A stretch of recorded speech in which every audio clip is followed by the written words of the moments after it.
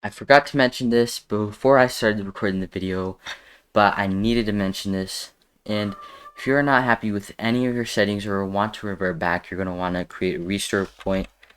Just set restore point, create a restore point, and you're going to want to go to your computer or your hardware, or you want to go to system protection and create a restore point for your drive, so that way if anything happens, you're not happy, you can just go back. And yeah, so sorry, I'm gonna get to the video now. So you want to optimize Windows 10, the software that is very bloated. So let's get into it. So the first thing we're going to want to do is Task Manager. You're going to want to open Task Manager, not like that, and you're going to want to go to Startup. So with Startup, you can see all the software that'll start up when you start up Windows, and you want to disable all of these because this will obviously impact your performance when you're doing this. Now the next thing you're going to do is you're going to want to open your power plan, edit power plan, and you want to go center this and change advanced power settings. And what you're going to do is pick one. You can change this to whatever you want. I have different ones. Most people will have it on balanced originally. You want to go ultimate performance if you have that, or a high performance. You're going to want to make sure that all these things are disabled, so your USBs don't go to sleep. If you have wireless adapter, you're going to put it on maximum performance. PCI Express too, you're going to want to make sure this is off. Okay, now what you're going to do is you're going to download a software called CC Cleaner, and it's completely free unless you want to pay for it, which I wouldn't recommend. And it'll show your version of Windows, your RAM, your specs, and you can do a custom clean. If you use Google or Microsoft Edge or any of these, you're going to want to uncheck your internet history if you don't want that, and you're going to want to go to Analyze. So I've done this recently, but if you haven't, it's going to take a while. I know when I first did this, it took a very long time to be able to analyze all of this, so you're just going to want to let this run. Okay, so mine is done. You will probably have a lot more, and you can see there are 0.3 gigabytes, 314 megabytes to be removed. So you're just going to run the cleaner, and it's just going to delete this. You can't push, these will be deleted, so you're going to want to let this run. Now while that's running, you're going to want to go to your browser and look up Malwarebytes, and go to their official site. Make sure you don't go anywhere else because you don't want to do that. Now you're going to want to go back actually, and you're going to want to go to you're going to want to go down here to the home re-download, and it's going to download. I've actually removed this off my computer, so I'm going to have to do this again. My cleaning is complete, so I can close this off, and let's go back to my downloads and open this up. So when you're done using this program, you're going to want to skip this. You're going to want to skip that because that's going to interfere with your browser and can and can affect your internet speed. But once you're done with Malwarebytes, you're going to want to remove it off your computer, because Windows Defender already takes up resources from your computer, and another anti-malware, especially software, is going to slow down your computer performance, which is the complete opposite of this video. So you're just going to want to wait for this to install. So now Malwarebytes is done, so you're going to want to open it up, and this can take a lot longer. So you have a free premium trial, and it's completely free, and you can just uninstall it and reinstall it whenever you want. And you have the scanner, so I'm just going to scan, and this can take a very long time, especially if you have a lot of stuff on your computer. So I'm not going to go through the whole thing, I'm just going to explain it while it scans. So what this is going to do, scan through all your files, and it's going to look for PUPs, which potentially unwanted programs, the viruses, malware, so malicious viruses pretty much, and it's going to quarantine those. And then you're just going to want to, once you're done, it's just push cancel. Yes, cancel this scan. and you're going to want to give it a second. So you're going to see no threats detected, no pops, nothing. And now you're going to want to push done. And when it's done, you're going to want to go and look for your quarantine. It should just pop up because it'll quarantine your objects, your quarantined items, and you're just going to select them all and push delete. So that's that. And then when you're done with that, you're going to want to go to settings. I already have this open actually. And you're going to want to go to apps, or add and remove programs, and you're going to want to go for Malwarebytes. And while we're here, you're going to want to look for stuff that you don't use anymore. So you can sort this list by the install date. So this is newer, so I'm just going to uninstall this.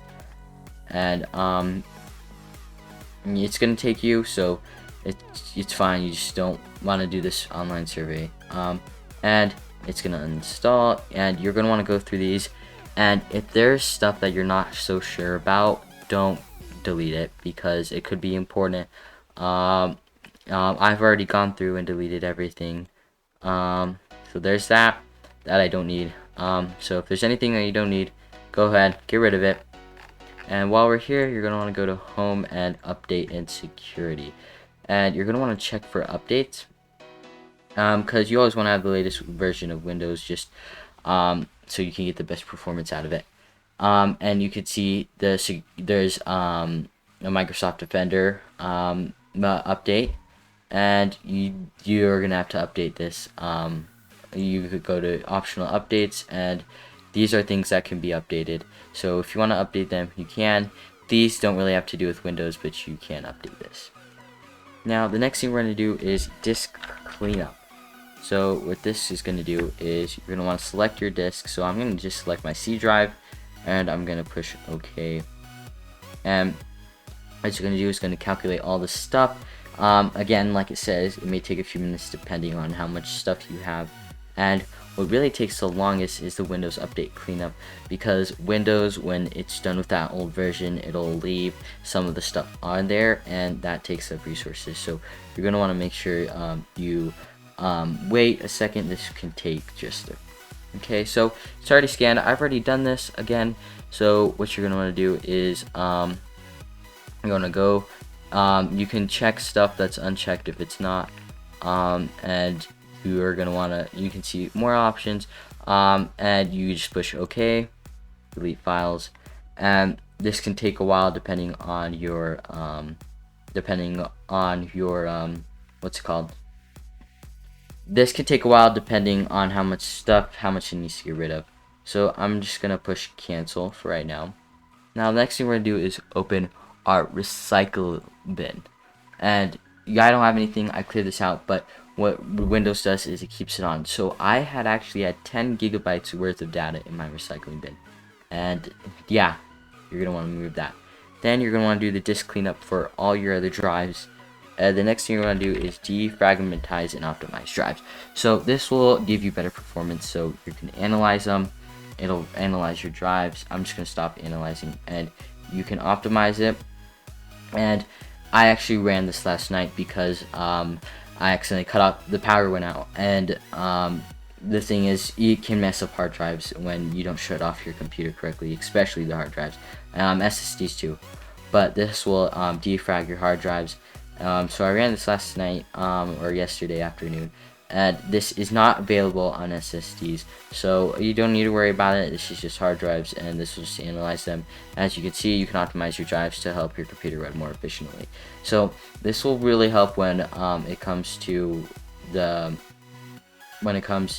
starting up programs. I'm just gonna stop it. This does take quite a while. It's going a bit faster because I did this the other night, but it does take a while. So I'm just gonna stop, and now what I'm gonna do is I'm gonna go and open up my settings again. So once you open up your settings, you're gonna want to go to your system, and you're gonna want to pick notifications and assist, and you're gonna want to turn off notifications at all, most of them.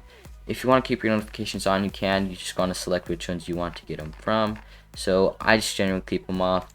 You have all this stuff, so focus assist, you're gonna want to turn this off. All these off. Power and sleep, you're gonna, if you're On a desktop, you're going to want to push never, but if you are on a laptop, you're going to want to put that to a set time. Now, the next thing you want to do is this will show your storage, so your C drive, your stuff like that. You can turn off storage sense, so if you need to free up space, I'm fine, really. But if you do want to, it does take up some, like, scanning your, it does scan your drive every once in a while, so that can be something. Now, if you're multitasking, snap windows, leave this on, or if you have multiple in multiple displays, you want to leave that on. But if you're not, just leave that off. So now the next thing we're going to do is Windows updates and security. So what Windows does is if you say check for updates, it'll download it. But if it finds updates, it'll download it in the background and then install it when you restart your computer. So what you're going to want to do is you're going to want to go to Delivery, Optimization, and Advanced Options. Now, this is going to limit how much internet is being used, so you're going to want to limit both of these. So upload settings, you're not going to really want to mess with. But when it comes or you can do this, but it doesn't really matter because this is only for going to other PCs on the internet. Now, this is limited for how much is using in the background. So the least amount it can use is, and this is the measured bandwidth, or you could do the absolute bandwidth. So yes, we can limit this. So you're going to want to put as low as you can, just because it does use this. So if you want to do 5%, depending, so if you have like 100 megabit download speed, 5% of that is around 5 megabits, and because that's kind of a lot, you might want to do this is the least amount for downloading. So yeah, that's what you're going to do. So now you're going to go back, and what you're going to want to do is you're going to want to close off settings, and you're going to want to go to control panel. So this will have all your controls, all your stuff. So your administrative tools and video control panel. But what we're looking for is network and sharing center. So you're going to open that up, and you're going to want to go to your connection, whatever. I have Ethernet, so that's what I'm going to be messing around with. You're going to want to go to properties, and what you're going to want to do is, which I'll show you later on in the video, you're going to go to configure this, and you're going to want to go to advanced, and stuff like adaptive interframe spacing, enable PME, energy efficient Ethernet, stuff like that you're going to want to disable, just because it lowers your internet speed and stuff like that. So you're going to want to disable anything that's offloading. I will leave a link to to an article if you don't know what some things do. And I wouldn't recommend doing what they tell you in the article, just because of they make stuff seem different than they actually are. So just so you get an understanding of what is what. Now you're going to want to go to your driver and update driver and search automatically for drivers. This will search the internet. I already have my best drivers installed, but you're going to want to, if you don't, you're going to want to use that. So now the next thing you're going to do is, I'll leave a link to this in the description below, but I'm going to be using something I did earlier, DNS Bench. This takes quite a long time. So this is while the list of DNS resolvers is being characterized. So this, I'm just gonna block out the names just because it kind of shows where I live. But this is my 2 fastest DNS servers, and what you're gonna want to do when you're doing this is run the benchmark. This will go all the way to the end. It takes a while, and then once it's done running, you're gonna want to create a custom list. So I'll show you that when it's done. Now, it's been about 20 minutes and it's still not done. It's starting to move a bit faster though. So I'm just going to stop running. And this isn't going to be the most accurate data. So you see, these were my benchmarks last time. And the conclusions. So this is just kind of like what you're kind of doing, how it's working and stuff like that. So if you want any more information on it, there's introduction here. And you're just going to create a custom list, which takes 35 minutes, And once you're done with that, you're going to want to go and view network status and tasks again to your Ethernet, properties, configure, and let's go to you're going to want to go to cancel. So you're going to want to go to properties, and you're going to go to Internet Protocol version 4. You're not going to want to go to version 6 because version 6 is faster, it's newer, but there's not enough DNS servers, there's not enough for that to actually be efficient in any way. So you're going to go to the properties, and here's my DNS.